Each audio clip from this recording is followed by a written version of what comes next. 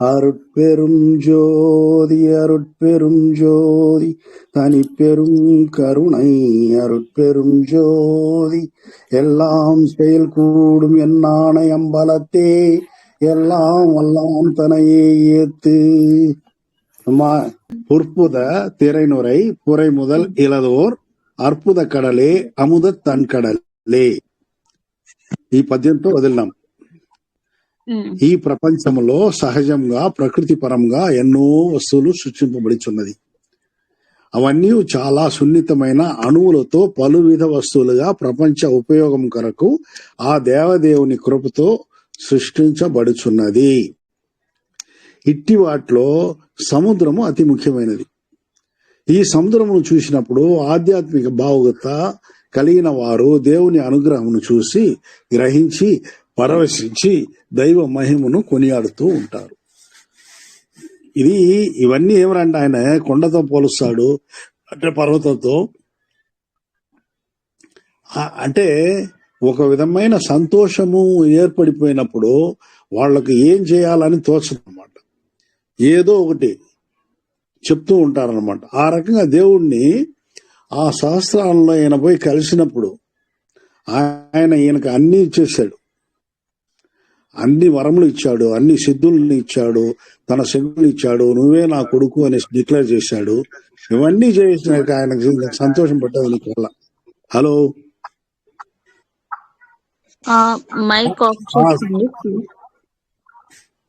ఆ సంతోషం పట్టలేనప్పుడు ఆయన పరిపరి విధములుగా దేవుణ్ణి స్తుతిస్తూ ఆయన్ని పొగుడుతూ ఉన్నాడు. ఆ పొగడ్తలో సముద్రంతో ఆయన్ని పోలుస్తున్నాడు. ఈ సముద్రము మామూలుగా భూ ప్రపంచంలో జీవరాశులు ఉన్నట్టు సముద్రంలో జీవరాశుల్ని కూడా ఆయన సృష్టించి అవి జీవించేదానికి తగిన ఏర్పాట్లు చేసి ఉన్నాడు అన్నమాట. ఈ రకంగా దేవుణ్ణి ఆయన సముద్రంతో పోలుస్తున్నాడు, పర్వతంతో పోలుస్తున్నాడు, ఇంకో దాంట్లో పండ్లతో పోలుస్తున్నాడు. ఈ రకంగా పోల్చి ఆయన తన యొక్క తృప్తిని తెలియపరుస్తున్నాడు. సాధారణంగా సముద్రంలో ఉద్భుతం అనగా నీటి బుడగలు, తెరై అనగా అలలు, నొరై అనగా నొరగలు, పురై అనగా ఉప్పురాళ్లు, వాటి కర్రలు ఉంటుంది. ఈ నీటి బుడగలు భూమి పైన మనిషి జీవితంలో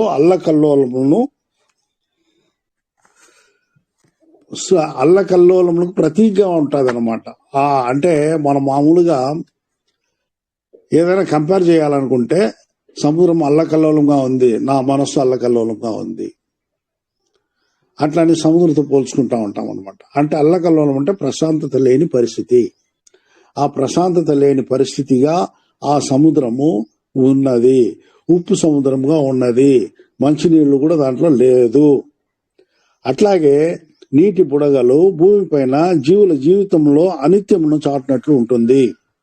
అట్లాగే అలలు మనిషి జీవితంలో అల్లకల్లోలంలో నురుగలు, ఉప్పు మరకలు ప్రపంచంలోని అల్ప ప్రయోజనములను ఈ ప్రపంచంలో చాటినట్లుగా తోస్తూ ఉంటుంది అనమాట. అంటే కంపారిజన్ ఆఫ్ అవర్ లైఫ్, భూలోక లైఫ్ ఎలా ఉంటుందంటే అలల్లాగా మొత్తం మీద మనకేమరా అంటే జీవితంలో అనిత్యాన్ని చాటుతూ ఉంటుంది, అల్లకల్లోలను చాటుతూ ఉంటుంది, నొరగలు మరకలు ప్రపంచంలోని అల్ప ప్రయోజనాలను కూడా చెప్తూ ఉన్నట్లు మనకు అనిపిస్తూ ఉంటుంది అన్నమాట. ఇవి కాక సముద్రంలో తుఫాను, బీభత్సం మొదలు వాటి వల్ల పెను అపాయములు, సొరచేప, మొసళ్ళ లాంటి అపాయకమైన జంతువుల వలన కూడా మనం కానీ సముద్రంలో దిగినామంటే బావిలో కప్పని చూస్తాం, బావిలో కోలంలో ఈత కొడతాము, సముద్రంలో ఈత కొట్టలేము. ఏమంటే ఆ లోపల పోయే కొద్దీ ఏమరా అంటే ఇట్లాంటి భయానకమైన జంతువులంతా ఉంటుంది అనమాట. లోపలి సముద్ర జంతువులు ఒక్కొక్క తిమింగలము పడవలను కూడా ముంచేస్తుందంట. అంత పెద్దవి అంతా ఉన్నాయన్నమాట. కాబట్టి అవి అట్లంతా. కానీ దేవుడు మన భూలోకంలో ప్రజల్ని మన ఉండే వేరే జీవుల్ని ఎలా రక్షిస్తున్నా అంటే అవి ఇక్కడికి రానియకుండా, అవి కానీ ఇక్కడ కానీ గాలి శ్వాసించిందంటే అవి పోతాయి, చచ్చిపోతాయి.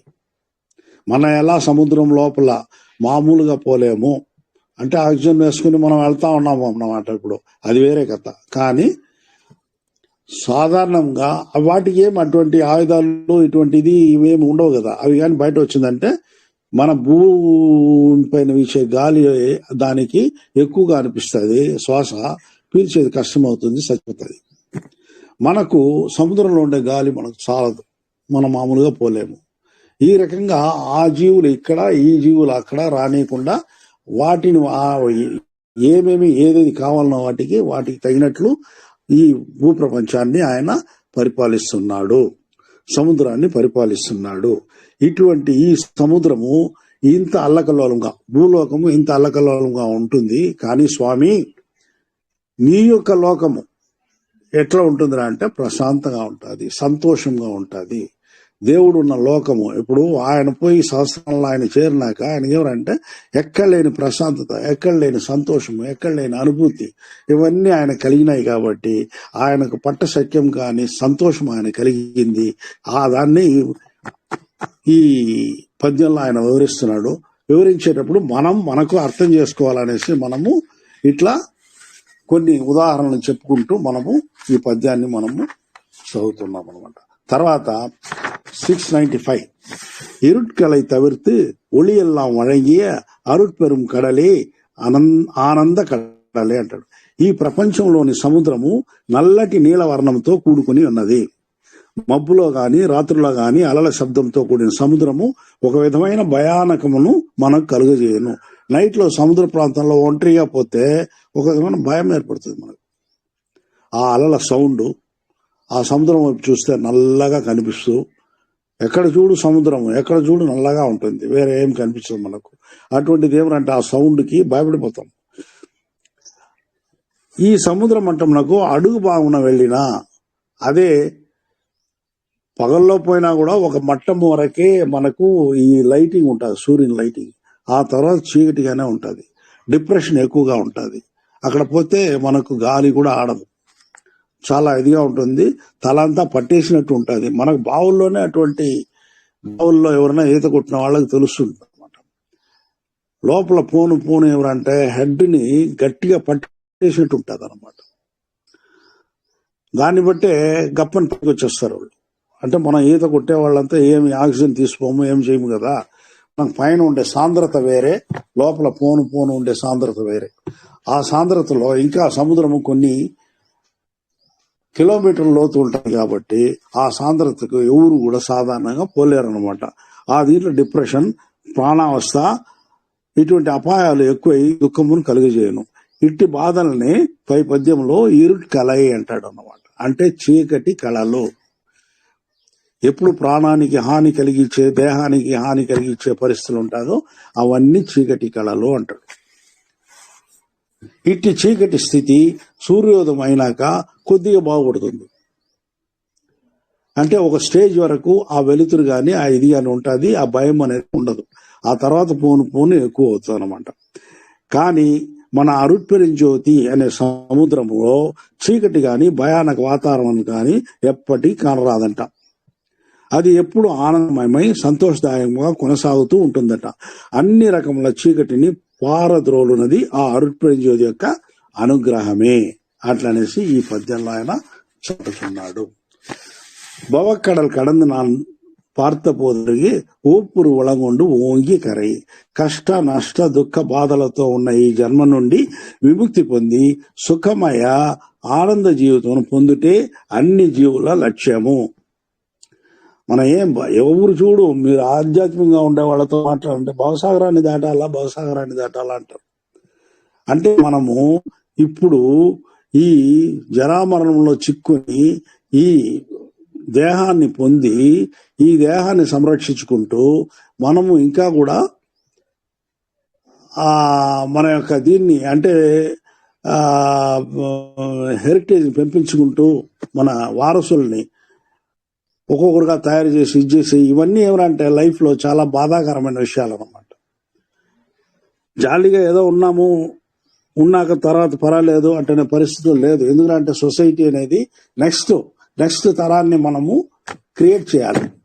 నెక్స్ట్ తరాన్ని క్రియేట్ చేసే ముందు మనం పడే అవస్థలు ఫస్ట్ మనం వచ్చి మన ఆకలి తీర్చుకోవాలా, మన ఆకలి తీర్చుకొని ఏమరా అంటే మనకు తోడు ఒకరు కావాలనిపిస్తుంది. ఆ తోడుని పిలుచుకొచ్చాక ఆ తోడుని సంరక్షించాలా. ఆ తోడు ద్వారా మనకు వంశపారంపర్యాన్ని మనం వృద్ధి చెందాలా. ఇట్లాంటి పనులంతా నేచురల్ గా పెట్టున్నారనమాట. నేచురల్ గానే జరుగుతూ ఉంటుంది. అది ఆ నేచురల్ జరిగే దాంట్లో ఏమరా అంటే మన కడుపు నింపుకునేదానికి మనం బాధపడాలి ఫస్ట్. రెండోది పార్ట్నర్ కి సుఖమైన జీవితాన్ని ఇవ్వాలి. మన పిల్లల్ని మనం నమ్ముకున్న వాళ్ళని బాగా చూసుకోవాలి. ఇన్ని బాధలు పడేదాని వల్లనే దీన్ని ఈ సంసార ఇది దుఃఖమయమైన సంసారము అంటారు దీన్ని. అందులో అదృష్టవంతులకు కొంత సంతోషంగా ఉంటుంది. కొద్దిగా అదృష్టం తక్కువగా ఉన్న వాళ్ళకు బాధలు, middle class family, high class family, లో క్లాస్ ఫ్యామిలీ అనేసి చూసినప్పుడు మనం ఏరా అంటే బాధలు అనుభవించే వాళ్ళు ఎక్కువగా ఉంటారు. పోనీ ఆకలి తీరినాక కూడా మనస్సు ప్రశాంతత చెందదు. దానికి కారణం ఏమరంటే మనలో లోపల ఉన్న అశాంతి, మన లోపల ఉన్న గర్వము, మన లోపల మనం చేసిన కర్మలు, ఇవన్నీ ఏమరా అంటే మనకు తిండికి బాధల, ఉండేదానికి బాధల, డ్రెస్కి బాధ లేదు, కానీ మనసు అల్లకల్లంగా ఉంటుంది. వేరే విధమైన దీన్నంతా మనము ఏదో ఎకనామిక్స్ లో చెప్పినట్టు ఒక ఇది అంటే మన యొక్క నీడ్ అనేది ఒకటి వచ్చిందంటే దాన్ని ఫుల్ఫిల్ చేసుకున్నాక నెక్స్ట్ నీడ్ వెనకాల ఉంటుంది అనమాట. అది ఆహారానికి మాత్రమే ఉండదు, గుడ్డలకు మాత్రమే ఉండదు, షెల్టర్కి మాత్రమే ఉండదు, ఏదో ఉంటుంది, వేరే విధంగా కూడా ఉంటుంది. ఇవన్నీ కూడా ఏమరా అంటే ఈ భవసాగరంలో మన యొక్క బాధలు అనమాట. ఈ భవసాగర బాధలు తెంచుకుంటే గాని, అంటే భవసాగరాన్ని ఇది మనము ఆపక తీరంలో చేరితే గాని మనకు ప్రశాంతత లేదు. కాబట్టి అందరూ పెద్దోళ్ళంతా ఈ భవసాగరాన్ని ఈదేది ఎట్లా అని తెలియకుండా దేవుణ్ణి ప్రార్థించేదానికి మొదలుపెట్టాం. దేవుణ్ణి ఎవరు కనిపెట్టారు, ఎట్లా కనిపెట్టారు? మనమే కనిపెట్టినాం దేవుణ్ణి. ఎందుకంటే మన వల్ల మన ప్రయత్నం అంతా అయిపోయినాక మనకు కనిపించేది ఎవరంటే ఏదో ఒక శక్తి మనల్ని కాపాడుతుంది అట్లనే ఒక ఇది మనలో బాగా నాటుకుపోయింది. కాబట్టి మనం దేవుణ్ణి ప్రార్థిస్తున్నాము ఈ భవసాగరాన్ని ఈదేది ఎట్లా అట్లనేసి. ఎందుకంటే మనకు జన్మల గురించి తెలియదు. ఈ ఆత్మ ఈ దేహంలో ఈ రోజు ఉంది అని తెలుసు, నిన్న ఏడ ఉండింది తెలియదు, రేపు ఎక్కడికి పోతుంది తెలియదు. కానీ ఈరోజు పుట్టి ఏదో ఉన్నట్టుండి జీవించి ఉన్నట్టుండి చచ్చిపోతే ఏమి లేదు అటువంటి పరిస్థితి ఉంటే పర్వాలేదు కాదు. కానీ అటువంటి పరిస్థితి లేదు. ఇది కంటిన్యూగా, ఎప్పుడు ఆత్మ కంటిన్యూగా ఉంటుంది అంటాడు. కంటిన్యూగా ఉంటుంది అన్నప్పుడు ఆటోమేటిక్ గా మన జీవితాలు కూడా కంటిన్యూగా ఉంటుంది. ఒక్కొక్క జీవితంలో మనం ఏమన్నా అంటే తిరిగి చదువుకోవాలి. 1వ తరగతి నుండి ఎల్కేజీ ప్రీకేజీ నుండి చదువుకోవాలి, ఎండింగ్ దాకా మనం బుద్ధి కోసం చదివి ఏదో ఉద్యోగం సంపాదించి మిగతా పనులంతా మనకు జరిగించి తిరిగిపోయినాక నెక్స్ట్ ఇంకొక జన్మ వస్తే తిరిగి ఆ చల్లో పుస్తకాలు పట్టుకొని ఎర్లీ మార్నింగ్ లేపుతారు మన పెద్దోళ్ళు. ట్యూషన్ టైం అయింది ఆ పోరా స్కూల్లో ట్యూషన్. చిన్న బిడ్డలు వాళ్ళు చూస్తూ ఉంటే బాధేస్తూ ఉంటుంది. చలిలో వాళ్ళకి హ్యాట్ తగిలిచ్చి ఏమేమో చేసి ఆ అరకొర నిద్రలో వాళ్ళకి తినిపించి అవసరమా ఇవన్నీ. కానీ ఆ క్రేజ్ మనతో పాటే పుట్టుంటుంది అనమాట. ఈ క్రేజ్లో ఇట్లంతా మనము పెరిగి కడాన చచ్చిపోయిన రోజు అన్నీ పోతుంది. ఇవన్నీ నిజమైన జ్ఞానం మాత్రమే నెక్స్ట్ వెనకాల వస్తుంది. జ్ఞానం వేరే, తెలివి వేరే.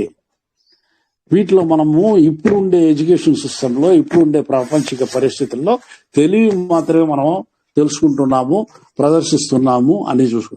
జ్ఞానము అనేది చాలా బహు తక్కువగా మనం పొందుతున్నాము. ఈ జ్ఞానాన్ని పొందేదానికే ఈ పెద్దోళ్ళంతా ఈ రకంగా మనకు కొన్ని విషయాల్ని చెప్తూ ఉంటారు. కానీ దాన్ని వినేదానికి కూడా మనకు ఓపిక లేదు. ఎందుకంటే ఈ కాంపిటేటివ్ వరల్డ్ అన్నమాట ఇది. ఈ కాంపిటేటివ్ వరల్డ్ లో మనకేమరంటే పరిగెత్తు ఈ జీవితాన్ని పరిగెత్తి మనం జీవించాలి అన్నమాట. దీన్ని మనం కొద్దిగా ఆలోచించి ఒకవైపు ఇట్లా ఆధ్యాత్మిక చింతన చేస్తూ వచ్చామంటే మనకు ఇంట్లో ఒక దారి కనిపిస్తుంది. ఆ దారిని పట్టుకుని మనం ప్రశాంతతను తెచ్చుకోవచ్చు. అట్లనేది కొద్ది మందికి ఆ నాలెడ్జ్ వస్తా ఉంది. దానికి కూడా దేవుని యొక్క కృప అవసరము అంటాడు మన వల్లలార్ గారు. కృప లేనిది ఏమీ కాదు. కోట్ల కొలది మంది ధ్యానాలు చేస్తున్నారు. ఎన్నో ఇన్స్టిట్యూషన్లు ఉన్నది, ఎన్నో మిషనరీస్ ఉంటాయి, ఎన్నో చేస్తున్నారు. కానీ ఆ ధ్యానంలో ఇంతవరకు మీ ఆత్మను మీరు చూశారా అంటే ఒక్కరు కూడా సమాధానం చెప్పడం లేదు. ఇది ఎన్నోసార్లు చెప్పున్నాను నేను. కారణం ఏమంటే దాంట్లో సూక్ష్మంగా ఉండే పరిస్థితి ఒకటి. ఆ సూక్ష్మమైన దీన్ని మన వల్లలార్ గారు మాత్రమే చెప్పి ఉన్నారు. ఆ సూక్ష్మం ఏమి అంటే దేవుని యొక్క అనుగ్రహం లేనిదే నువ్వు చూడలేవు. దేవుని అనుగ్రహం అంటే ఏ దేవుడు ఎక్కడో లేదు, నీలో ఉన్న దేవుడు ఉన్నాడు. ఆయన్నే ప్రార్థించు. నువ్వు ఆయన కనిపించడు నీకు. మొదట ఆయన కనిపించడు, కానీ నీలో దేవుడు ఉన్నాడు అనేది నువ్వు బాగా గట్టిగా నమ్మి నీ దేవుడిని నువ్వు ప్రార్థించి నువ్వు లోపల ధ్యానం చేసి అప్పుడు చూసావంటే అప్పుడు నీకు కనిపిస్తారు. ఉన్నం దేహం ఇழுக்கின்றிருந்தே తిరుమలర్ అంటాడు. కానీ లోపల ఇది దేహం వేస్ట్ అనుకున్నాను, కానీ లోపల చూసినాను. లోపల చూస్తే దాంట్లో చైతన్యం కనిపించింది. ఆ చైతన్యం ఏమనేసి నేను వెతికితే దేవుడు లోపల ఉన్నాడు. ఆ దేవుణ్ణి కాపాడేదానికి ఈ దేహాన్నే కాపాడుతున్నా. ఆ పద్యంలో సూక్ష్మంగా ఆయన చెప్పుండేది అంతే. నాలో దేవుడు బయట పోకుండా నేను కాపాడుతున్నాను నా దేహం ద్వారా. నేను దేహాన్ని వెళ్తే అది కూడా వెళ్ళిపోతుంది, కాబట్టి దేహాన్ని నేను వదలను. కాబట్టి ఈ రకంగా ఆయన ఏమరంటే మనం ఎక్కడి నుండి ఎక్కడికో వెళ్ళిపోయాము. ఆయన ఏమరంటే బోకడలు కడంద నాన్ పార్త పోదరిగే ఊపూరు వళంగుండు ఓంగి కరి కష్ట నష్ట దుఃఖ బాధలతో ఉన్న ఈ జన్మ నుండి విముక్తి పొంది సుఖమయ ఆనంద జీవితం పొందుటే అన్ని జీవుల లక్ష్యము. దైవానుగ్రహం వల్ల మనము భవసాగర తీరమును దానికి దగ్గరలో ఉన్నాము. ఇక్కడ మన గురువు గారు ఒక మాట ఆయన దిండుకల్ సర్వానంద గారు రాసినారు. మనంతా దగ్గరలో, ఎంత దగ్గరలో ఉన్నామో మనకే తెలియడల్లా. దగ్గర ఉందో దూరం ఉందో తెలియకుండా ఉంది. కానీ ఆయన ఒక ప్రోగా ఆయన రాస్తున్నాడు అన్నమాట. మనంతా భవసాగరం దగ్గరలో ఉన్నాము, ఇంకొద్ది రోజుల్లో మనం ఈదేస్తాము అంటున్నాడు. ఈ రకంగా ఇంతవరకు ఎన్ని జన్మల్లో ఎన్ని బాధలు అనుభవించున్నామో మనకు తెలియదు. ఈ జన్మంలోని బాధలకే మనము విసిగి వేసారి ఎప్పుడు మనము ఈ జన్మల బాధల నుండి విముక్తి పొందేదమో అని ఎదురు చూస్తున్నాము. ఈ ఒక్క జన్మే మనకు గుర్తుండేది. ఈ జన్మలోనే మనం పడిన బాధలు అవి ఇవి అంటే దేవుడు ఇంకొక వరాన్ని పెట్టిండాడు మనకు, గతాన్ని మర్చిపోయే పరిస్థితి. బాల్యంలో ఎన్ని బాధలు పడినాము అది మర్చిపోయి ఉంటాము. అట్లాగే ఉద్యోగం లేని రోజుల్లో మనం చదివేటప్పుడు ఎన్ని ప్రయత్నాలు ఎన్ని బాధలు పడి పరీక్షలు పాస్ చేస్తాము. ఆ తర్వాత పరీక్షలు అంతా పాస్ చేశాక ఒక ఉద్యోగం రాలేదనే చింతల్లో ఎంత బాధలు పడి ఒక్కొక్క చోట తిండి తినక కూడా ఉండి ఉద్యోగం కోసం అవస్థలు పడుతూ ఉంటాము. ఇవన్నీ అవస్థలే. కానీ ఒక రకమైన ఒక పర్మనెన్సీ ఆఫ్ లైఫ్ వచ్చేసినప్పుడు మనం ఏమరా అంటే వాటిని మర్చిపోతూ ఉంటాం. అదొక నిజమైన మంచి ఇదేనమాట, అది వరము నన్ను అడిగితే. ఈ ఒక్క జన్మకే ఇన్ని బాధలు పడి మనం జీవిస్తున్నాము అంటే డే టు డే బాధలు ఉంటాయి. తర్వాత ఈ ఇన్ని బాధలు మనం పడుతున్నామే, ఎన్ని జన్మల్లో ఎంతెంత బాధలు పడి ఉంటాం మనం. ఈ రోజుల్లో మనకేమరా అంటే డబ్బు ఒకటి ఉంటే చాలు, అన్ని విధమైన సౌఖ్యము మనకు వస్తుంది. కానీ పాతకాలంలో చూడండి, ఇండ్లల్లో పాములు దూరేవి, తేళ్లు ఉంటాయి, అన్ని ఉంటాయి అన్నమాట. పెద్దగా లైటింగ్ కనిపించదు, బుడ్డి దీపములు ఉంటాయి. అది ఒక 100 ఏళ్లకు ముందు. అదే ఒక 500 ఏళ్లకు ముందు ఆ గుడ్డి దీపం కూడా ఉండదు. ఒక్క చిన్న ఇది అప్పుడప్పుడు నాకు అనిపిస్తుంది, గ్యాస్ట్రిక్ ట్రబుల్కి ఏమరా అంటే ఇంత ప్రాబ్లం మనం పడుతున్నామే. ఇప్పుడు టాబ్లెట్స్ ఉన్నాయి, దానికి తగిన టాబ్లెట్స్ వేసుకుంటా ఉన్నాము, ఏదో ఒక అరగంటలో రిలీఫ్ వచ్చేస్తున్నాయి. అదే 50 ఏళ్లకు ముందు లేదు. అది వస్తే వాళ్ళు ఎట్లా తట్టుకుని ఉన్నారు మనం కొద్దిగా ఆలోచించాలి. ఇది కానీ ఇప్పుడు ఎంతో డెవలప్ అయినాం మెడిసిన్లో. ఈ రోజుల్లో పర్వాలేదు, చేతులు డబ్బు ఉండాలి కానీ అన్నీ దొరుకుతుంది. కానీ ఆ కాలంలో కానీ మానవ ఇది వచ్చి వర్గము దాని ప్రకారం అది వస్తూ ఉంది, ఆ చైన్ వస్తూ ఉంది అన్నమాట. ఆ బాధలంతా తట్టుకుని వస్తూ ఉంది. వంశ పారంపర్యాలని వాళ్ళు కొద్దిగా ఆ పారంపర్యాలని చేసుకుంటూ డెవలప్ చేసుకుంటూ వచ్చారనమాట. ఈ రకంగా ఈ జన్మ బాధకే మనము దీని నుండి విడిపడుతున్నాము గలము అనేసి మనకు బాధగా ఉన్నది. ఇట్టి ఈ పరిస్థితుల్లో మన వల్లలార్ గారు మనకు చేయూతనిచ్చి తన అనుభవంతో మనల్ని భవసాగరం దాటి తీరం చేరమని చెప్పుచున్నారు. ఇప్పుడు వల్లలార్ గారిది నీ సూక్తులు తీసుకున్నామంటే మనం డెఫినెట్ గా భవసాగరాన్ని ఈదగలం. ఏం లేదండి, మనము ఇతరులు చూసి మనము ఏమరా అంటే వాళ్ళ బాధల్ని కొద్దిగా మనము స్వీకరించండి అంటాడు. పూర్తిగా వద్దు, నీ వల్ల కాదు, నీ వల్ల అయినంత వరకు సహాయం చేయి, అంతవరకే చాలు. ఆ దయ నీ మనసులో పెంపొందించుకో. ఒకటి చూసి నువ్వు చీదరించుకునే పని అనేది వద్దు. వీలైనంత వరకు వాళ్ళతో ప్రేమగా ఉండు. ఇటువంటి పనులు, ఇటువంటివి ఆయన సూక్తులు అనమాట. ఇట్లా ఉంటే చాలు, నీకు దేవుడు అనుగ్రహం ఆటోమేటిక్ గా వస్తుంది అంటాడు. మన దానికి ఏమరంటే స్పెషల్ పరిశ్రమ, స్పెషల్ ఇండస్ట్రీ అనేది అక్కర్లేదు. మామూలు జీవితంలో నువ్వు గడిపేటప్పుడు ప్రేమగా దయాపూరితంగా ఈ రకంగా సౌశల్యమైన జీవితాన్ని నువ్వు అనుభవిస్తూ ఉన్నావంటే చాలు, ఆటోమేటిక్ గా నీకు దేవుని అనుగ్రహం ఏర్పడుతుంది. ఆయన భవసాగర తీరం దాటి సంతోష జీవితం గడుపుతున్నారు. సంతోషమైన భవసాగర తీరమా అని ఈ పద్యంలో ఆయన చెప్తూ ఉన్నారనమాట. సంతోషదాయకంగా జీవించున్న వల్లలార్ గారు దైవంలో కలిసిపోయి లీనమై ఈ లోకం నుండి వీడిపోలేదు.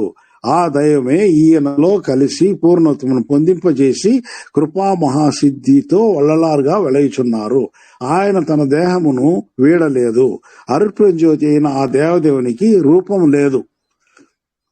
వల్లలార్ రూపంలో దేవుడు దిగి ఆ రూపమునే తన రూపంగా మార్చుకుని తానే వల్లలారుగా మనకు మార్గదర్శి అయి వెలుగొందుచున్నాడు. తన్నూరు ఎన్నూరు అనేసి వస్తుంది అనమాట అగవల్లో. మన ఇద్దరి రూపాన్ని ఓటి చేసినవే అంటాడు అగవల్లో ప్రతి లైన్కి ఒక్కొక్క అర్థం ఉంటుందండి. ఆ అర్థం అంతా నిజమైన అర్థము. అదే అంటాడు ఆయన, పునైందురయ్యేన్ పొయ్యిపుగలేని సత్యం సొలిగిండ్రేని అంటాడు. నేనంతా ఏమి నా బావతో కావాల్సింది ఏది మీకు కల్పితాలు చెప్పడం లేదు, అట్లాగే అబద్ధాలు చెప్పడం లేదు, సత్యం చేసి చెప్తున్నాను. నేను చెప్పిందంతా నిజమే. ఆ నిజాన్ని నా నోటి నుండి దేవుడే పలికిస్తున్నాడు అట్లని క్లియర్ గా పలు చోట్ల చెప్తున్నాడు. కాబట్టి మనం ఏమంటే నమ్మినప్పుడు ఆటోమేటిక్ గా ఆయన దారిలో మనం కొద్దిగా నడిస్తేనే ఆ అనుభూతిని మనం పొందుతున్నాము. ఇది నేను కూడా ఆ రకంగానే పొందుతున్నాను. కాబట్టి ఎవరంటే ఆయన్ని మామూలుగా తీసుకురాయలేము.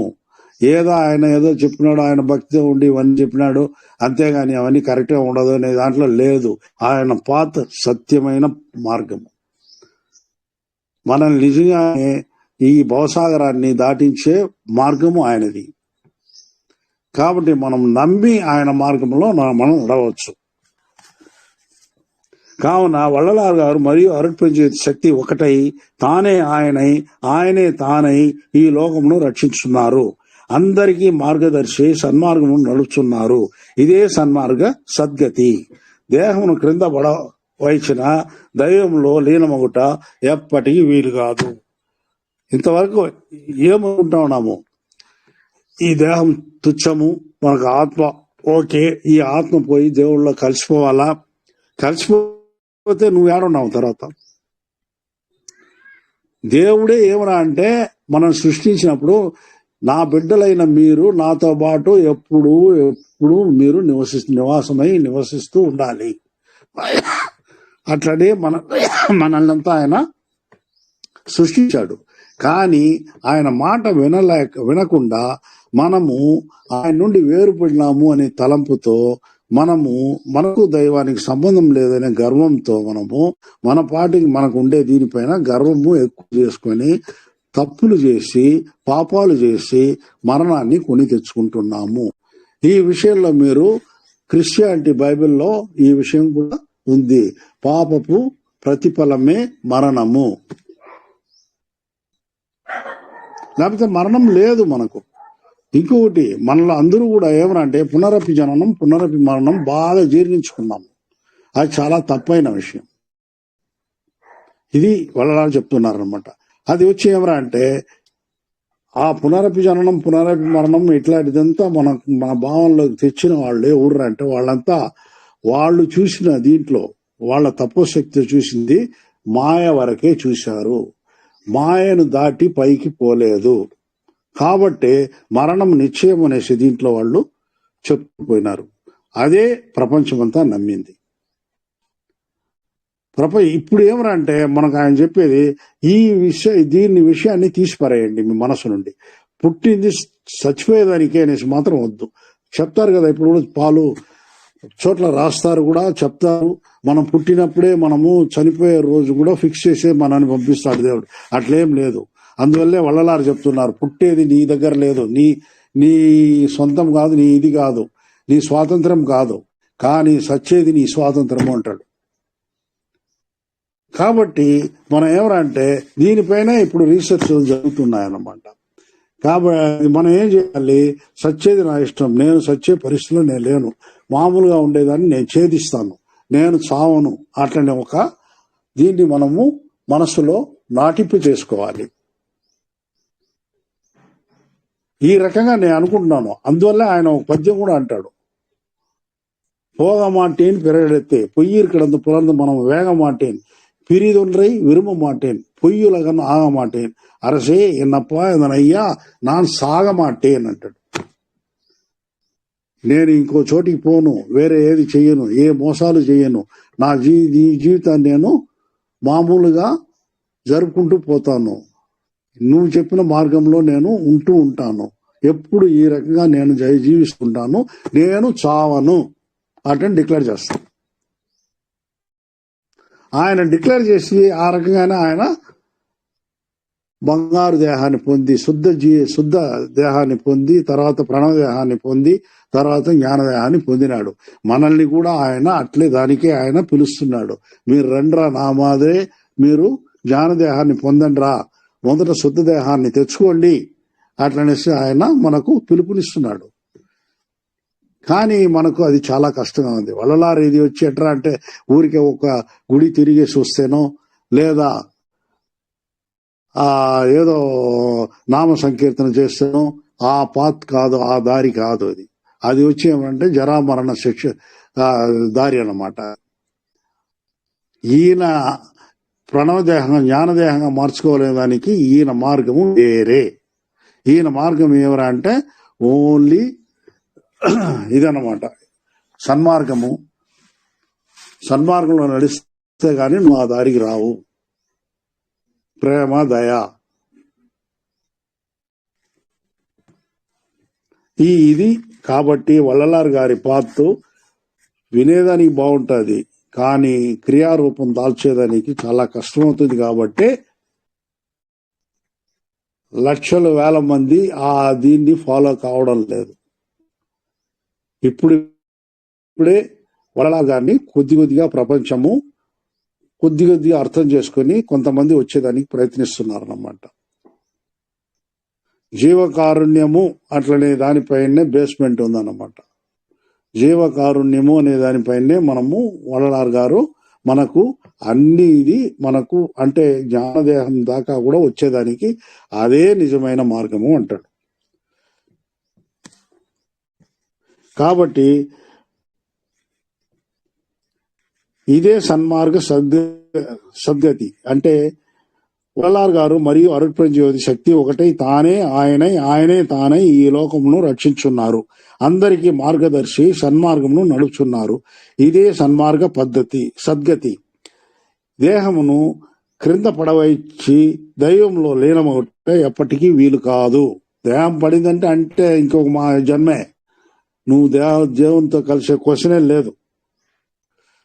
కాబట్టి ఆ దేహము మరి ఒక దేహం కొరకు కాచుకొని ఉన్నట్లే తర్వాత మరి ఒక పుట్టుక నిశ్చయము, ఇది సత్యము అంటాడు. నెక్స్ట్ 697. என் துயர் சோடைகள் எல்லாம் தவிர்த்து உள்ளம் நன்று విளங்கிయ నందన కావి. నందన కావి అనగా ఉద్యానవనం. సాధారణంగా ఉద్యానవనంలో మనము విశ్రాంతిగా ఉంటే కొంతసేపు విహరింతము. మనస్సు ఒక విధమైన సంతోషంతో నిండి ప్రశాంతమగును. ఇట్లు మనలోనే నెలకొని ఉన్న ఉద్యానవనం మనం కనుగొని ప్రశాంతతను తెచ్చుకునేలా మన ఆరోగ్యము ఎప్పటికీ చెడదు. మనస్సుని ఉద్యానవనంగా మార్చుకోవచ్చు. మనస్సుని నరకంగా కూడా మార్చుకోవచ్చు. అన్ని మన చేతులు. లోపల దేవుడు మనకేమరా అంటే రోగాన్ని పెట్టిండాడు. చాలా మంది తెలియకుండా కూడా ఉంటుంది. ఒక రకంగా దీంట్లో ఆయుర్వేద సిద్ధాల్లో చెప్పున్నారో తెలియదు కానీ స్వామి అంటున్నాడు, ఇది ఉంది కదా, పిత్త వాత శ్లేష్మము ఆత్మలోనే ఉంది అంటాడు. దేహము వచ్చినది కాదు, అది ఆత్మలోనే ఉన్నది అంటాడు. అట్లాగే ఆత్మలోనే అమృతము కూడా ఉంది అంటాడు. దాన్ని చిలికి నువ్వు గాని ఆ అమృతాన్ని ఆస్వాదించినావంటే నీకు మరణం లేదు.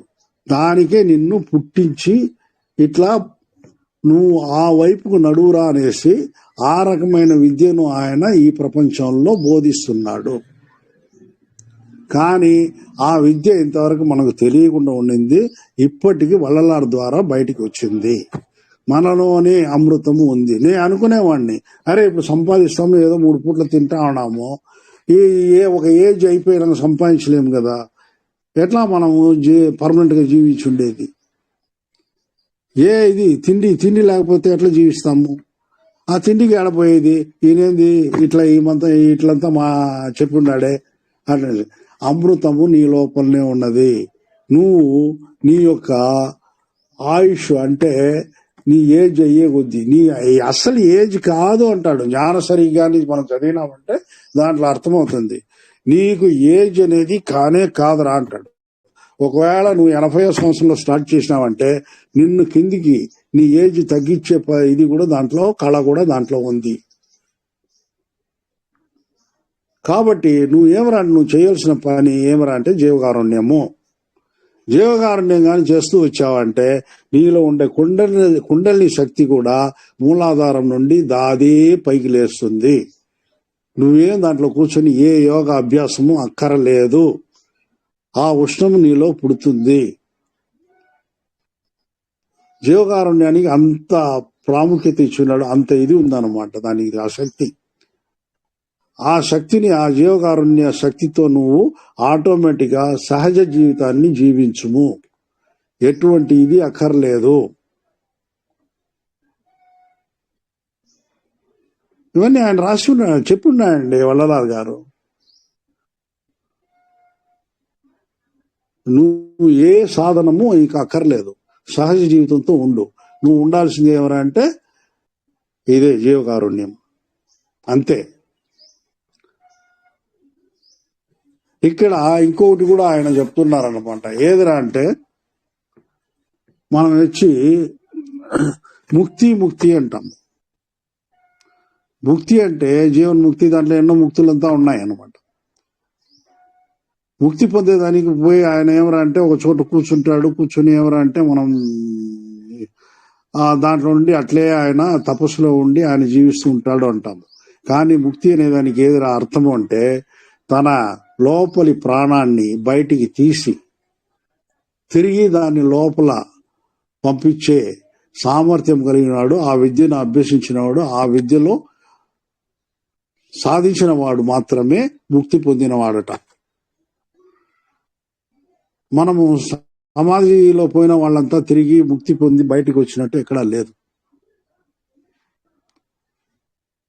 నిజంగా ముక్తి అనేదానికి అర్థం ఏమరా అంటే తన లోపలి ప్రాణాన్ని బయట తీసి వదిలి బయట విహరించి తిరిగి దాన్ని లోపలికి ఎవరు తీసుకురాబడుతూ మామూలుగా వాళ్ళు తీసుకొచ్చి మామూలుగా ఈ ప్రపంచంలో జీవిస్తూ ఉంటారో వాళ్ళే ముక్తి కలిగిన వాళ్ళు,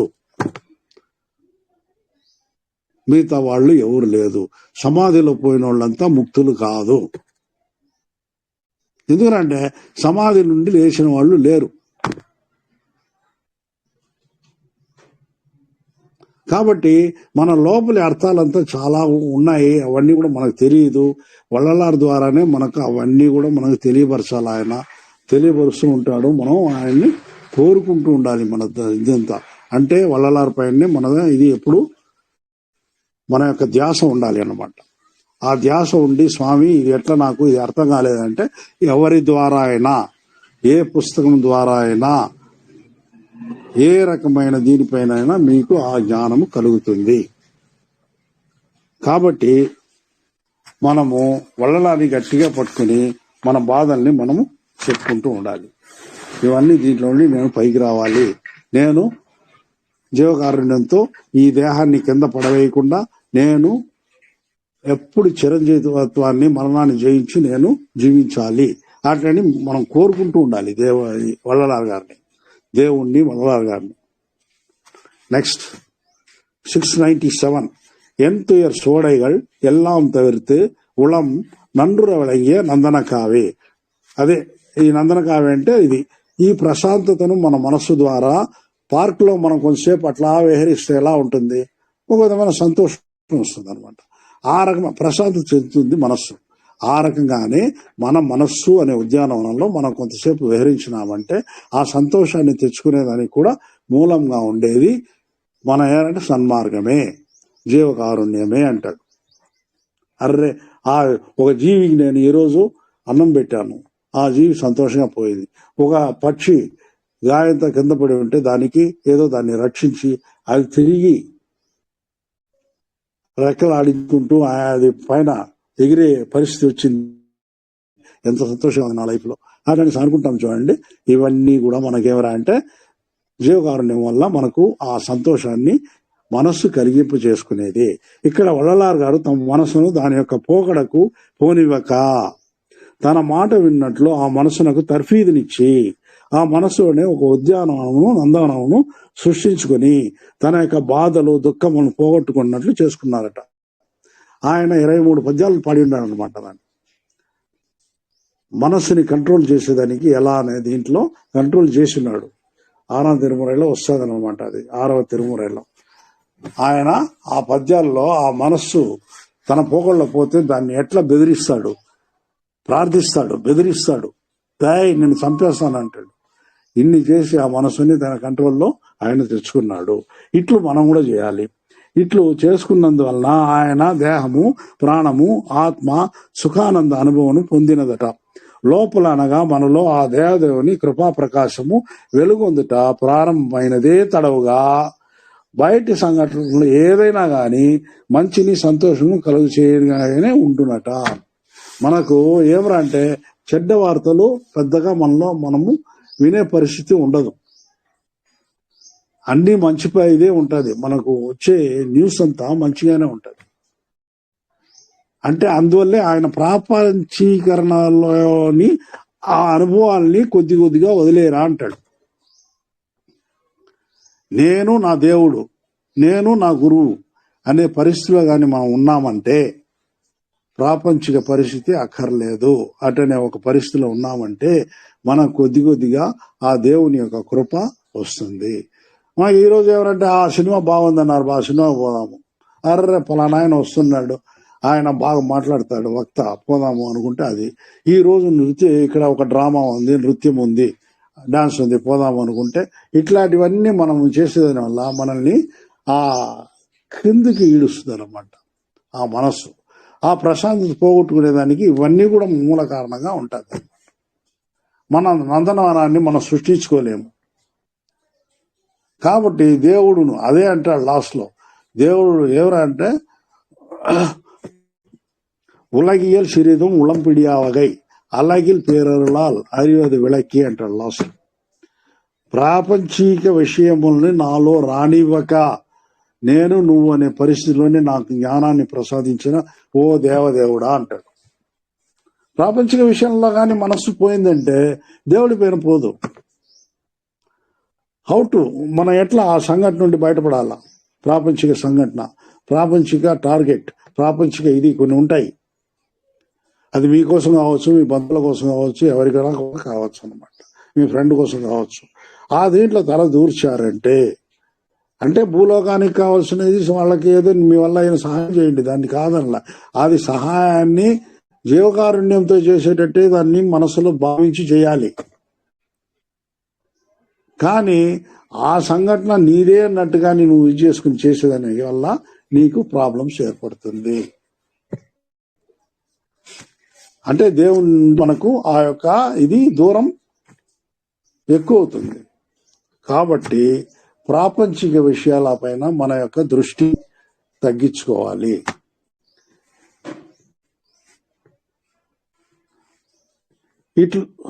ఈ రకంగా మనసుని తన వైపు తిప్పుకొని చేసుకున్న వలన ఆయన దేహము, ప్రాణము, ఆత్మ సుఖానంద అనుభవం పొందింది. లోపల అనగా మనలో ఆ దేవదేవుని కృపా ప్రకాశము వెలుగొందుట ప్రారంభమైన తడవగా బయటి సంఘటనలు ఏదైనా గాని మంచిని సంతోషము కలుగు చేయనివిగానే ఉండునట. ప్రపంచ వాతావరణంలోని అతి ఉష్ణము, అధిక చలి మొదలైనవి కూడా కృపా కటాక్షం లోపల పొందిన వారిని బాధించదు. కృపా కటాక్షం, దేవుని కృపా కటాక్షం వచ్చిందంటే మనము విత్ ఎటువంటి ఏది కావాలన్న గుడ్డలు కూడా పెద్దగా లేకుండా మన హిమాలయన్స్ లోనే మధ్యలో కూర్చో ఉండొచ్చు. ఎంత చలి అయినా కూడా హిమాలయన్స్ సైబీరియాకే వెళ్ళిపోవచ్చు. ఉత్తర దక్షిణ ధ్రువాన్ని కూడా మనం పోయి ఎటువంటి స్వెటర్ కానీ ఇది కానీ లేకుండా మనం మామూలుగా ఉండవచ్చు. అది దైవ కృప పైన ఆధారపడి ఉంటుంది అనమాట. అట్లాగే ఎంతటి ఉష్ణమైన, ఇప్పుడు మీరు చూసుకుంటారు, మీరు చెప్పుకుంటారు మామూలుగా ఆ షిర్ది సాయిబాబా గుడికి ఒకసారి పోయినప్పుడు ఇక్కడే మా టౌన్లోనే చిత్తూరులోనే ఆయన పెద్ద ఒక బొమ్మ వేసి ఉంటారు. ఆయన ఏమనంటే గరిటె లేకుండా ఆయన మునుగుతా ఉంటే చేత్తోనే దాన్ని కలుపుతాడు.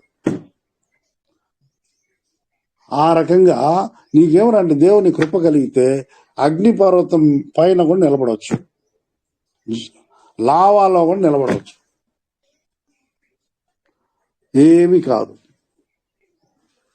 కాబట్టి ఎంత మంచు, ఎంత ఉష్ణము నిన్ను బాధించదు. అయితే ఆ కటాక్షం అనేది మనము పొంది తీరాలి. దైవ కటాక్షం పొందితే తప్ప మన వల్ల అది చేసేదని కుదరదు. ఆరోగ్య క్షేమలు కానీ ఇంకోటి కానీ సంతోషం కానీ ఏది కుదవ ఉండదు. ఇది ఈ పద్యంలో విశేషం. నెక్స్ట్, சேற்று நீரின்றி తీర్చు వైతారు ఓర్ ఊటి నీరు నిరంబ ఉడయ పొందడమే. వల్లలార్ గారు అరుట్పంజ్యోతి యొక్క అనుగ్రహమును పొందిన పిదప తాను ఎంత సంతోష జీవితం పొంది ఉన్నాను అని వివరించడానికి ఉదాహరణగా ఈ పద్యము చెప్పబడినది. ఇంతకు ముందు పద్యములలో ఆయన ఒక అందమైన నందనవనంలో విహరిస్తున్నట్లు మహాశాంతము సంతోషం పొందిన వాడై ఉన్నట్లు చెప్పబడినది.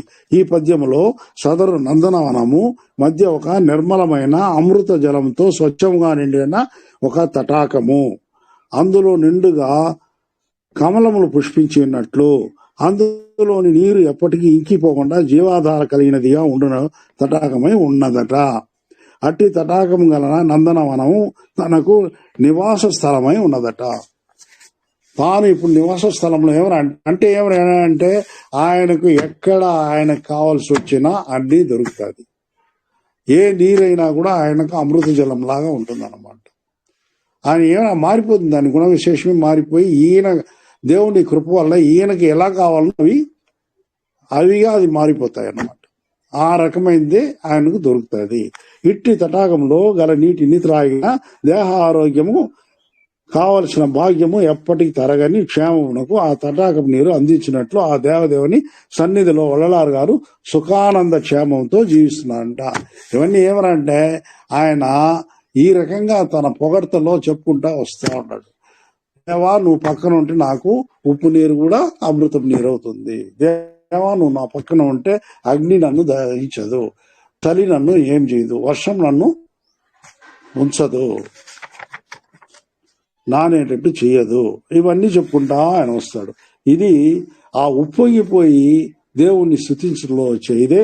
ఇంకొక 15-20 పద్యాలు కూడా మనము వీటినే చూస్తూ పోతాం ఇంకా కూడా. ఆ తర్వాతనే ఆయన కుండలిని వల్ల పొందిన ఆ ఫలము అనేది వస్తుంది. అంతకుముందు మధ్యలో మనము ఒక రోజు కుండలిని శక్తి పైకి ఎక్కించేటప్పుడు ఏమేమి ఆయన ఫేస్ చేశాడు అనేదాన్ని ఈ మధ్యలో ఏదో వచ్చే క్లాసులను నెక్స్ట్ క్లాసులోనూ చెప్తాను. ఇక్కడ దాన్ని ప్రాక్టీస్ చేసేవాళ్ళు ఆ రకంగా వాళ్ళ అనుభవంతో దాన్ని పోల్చి చూసుకోండి దయచేసి. అది అట్లా పోయే ఛాన్స్ ఉందా ఏమైనా దీంట్లో కూడా మీకు దానికి కనిపిస్తుంది. ఈ రకంగా మనము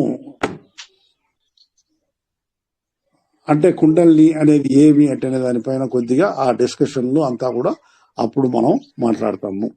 ఇప్పుడు టైం అయిపోయింది.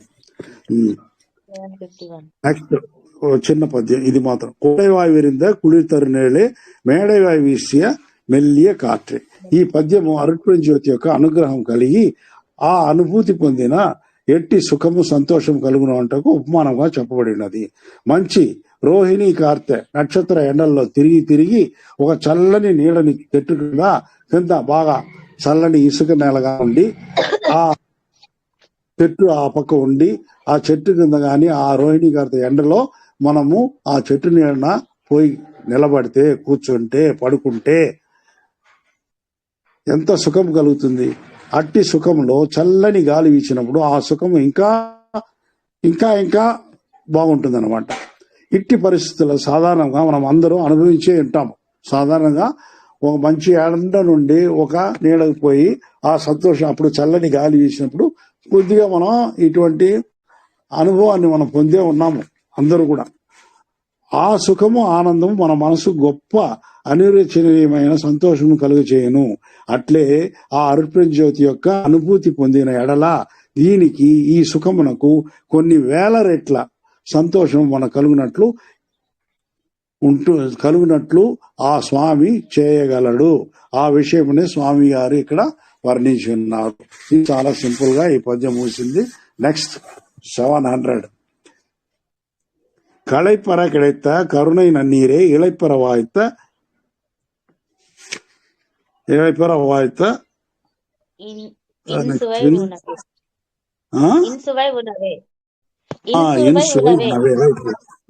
ఇన్సువై ఉనవే. ఒకరు ప్రాణంతో జీవించుటకు మొదట గాలి, 2 నీరు, 3 ఆహారము అవసరం. గాలి ప్రపంచమంతా నిండి ఉన్నట్లు ఆ దేవదేవుడు సర్వజీవులకు ఇచ్చిన్నాడు.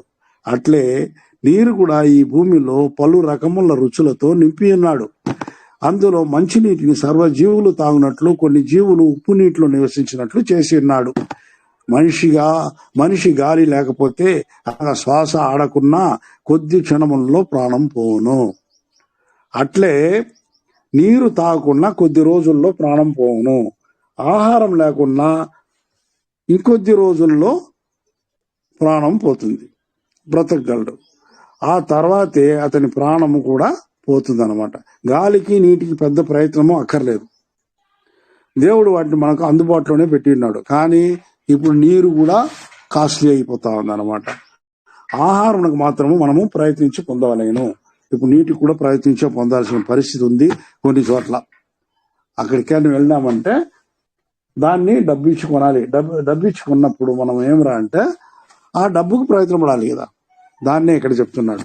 ఆహారానికి మాత్రమే కాదు, నీళ్లకు కూడా ప్రయత్నించి పొందే పరిస్థితి వస్తా ఉంది. ఆహారం, నీరు, గాలిని ఆ దేవదేవుడు మనం పొందినట్లు దయ చూపిన్నాడు. ఆ దేవుని దయను మనము జ్ఞానంతో తెలుసుకుని అట్టి దయను మన ఆత్మ బంధువులైన ఇతర జీవులపై మనము పరోపకార చింతనమున ఆచరించిన అనుగ్రహ అనుభవం పొందగలము. కాబట్టి ఇవి జీవాధారములు అన్నమాట. ఆహారము, నీరు, గాలి. నీరు, గాలి ఎప్పుడు ఎవరికి దొరికేది కాబట్టి దాని గురించి అవసరం లేదు. నీరు, ఆహారాన్ని మనము వీలైనంత వరకు ఇతర జీవులకు అందించాలి. ఆ రకంగా అందించినప్పుడు ఆ దేవుని దయ మన మీద కృప పడుతుంది. ఆ రకంగా ఆయన అనుభవం మనం పొందవచ్చు. ఇది చాలా సింపుల్. ఈ కృపానుభవం పొందగా మన దేహ ప్రాణములలో అలసట, రోగ నివారణలు పొంది, దీనివల్ల ఈ రకంగా మనం చేస్తామంటే మన దేహంలో అనారోగ్యంలో ఉండే ఏదైనా అలసట, కొన్ని రోగముల నివారణ, ఇవన్నీ కూడా మనకు పొంది జీవకళ జ్ఞానము ఏర్పడుతుంది. అందులో స్టార్ట్ చేయండి. మొదట ఏం లేదు అంటే ఇప్పుడు అక్కడక్కడ నీళ్లు పెట్టి ఉంటారు ఎండాకాలంలో, తాగేసిపోయేవాళ్ళు తాగేసిపోరేనేసి వాళ్ళ యొక్క దయ దాంట్లో స్టార్ట్ అవుతుంది. మొదట లేనివాళ్ళు లేదా ఉండేవాళ్ళు కూడా ఆ మార్గాన్ని అనుసరించాలా అనుకునేవాళ్ళు మొట్టమొదట చేయి కార్యం ఏదంటే నీళ్లు అందరికీ. ఎందుకంటే దానివల్ల పెద్ద నష్టమేం లేదు వాళ్ళకి. ఆ నీళ్లు ఆడ పెడితే ఆ ఎండలో పోయేవాళ్ళు వచ్చేవాళ్ళు ఆ నీళ్లు తాగి సంతృప్తి పొందుతారు. అది ఒక పుణ్యకార్యం. ఆ పుణ్యకార్యంతో స్టార్ట్ చేసి తర్వాత ఏం చేస్తారు, మజ్జిగ ఇస్తారు, తర్వాత అట్లే అన్నం పెడతారు. ఈ రకంగా వాళ్ళు కూడా కొద్దిగా ఈ దాతృత్వపు పనికి ప్రతి జీవి మనిషి రావాలా అనేది దేవుని యొక్క ఉవాచ కూడా. కాబట్టి అవి గాని మనం అనుసరించినామంటే దానివల్ల మనం పొందే అనుభూతి వల్ల మన దేహములోని ఆరోగ్యము కొద్దిగా మెరుగుపడుతుంది. కాబట్టి ఆయన ఏమరా అంటే అన్ని పాపములకు పరిహారము నువ్వు పోయి ఎక్కడెక్కడో పూజలు కాదు చేయాల్సింది, అన్నదానం చేయరా అన్నాడు. ఆకలి ఉన్నవాడికి నువ్వు అంత అన్నం వేయి చాలు. అది చేసావంటే నీకు అన్ని పాప పరిహారము జరుగుతుంది.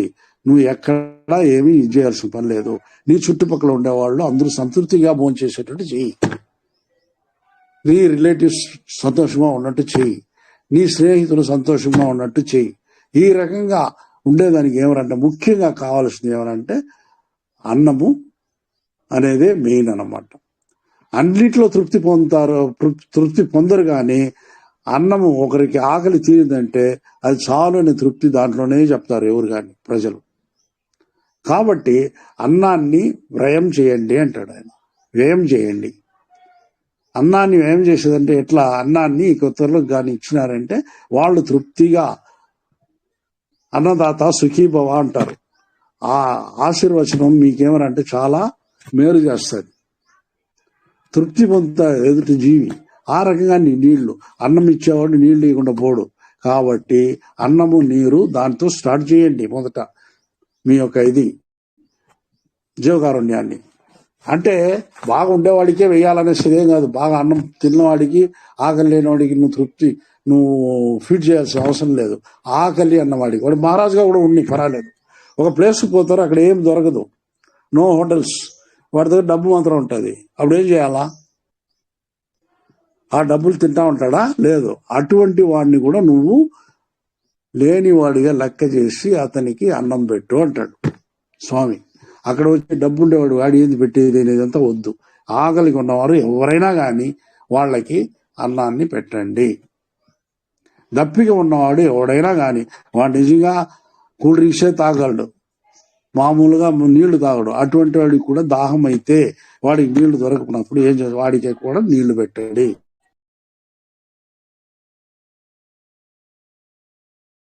తిరు అరుట్ప అగవల్ మొదటి నుంచి వినదలుచుకున్న వారికి క్రింది డిస్క్రిప్షన్ బాక్స్లో లింకు పెట్టి ఉన్నాము, వినగలరు. Thank you.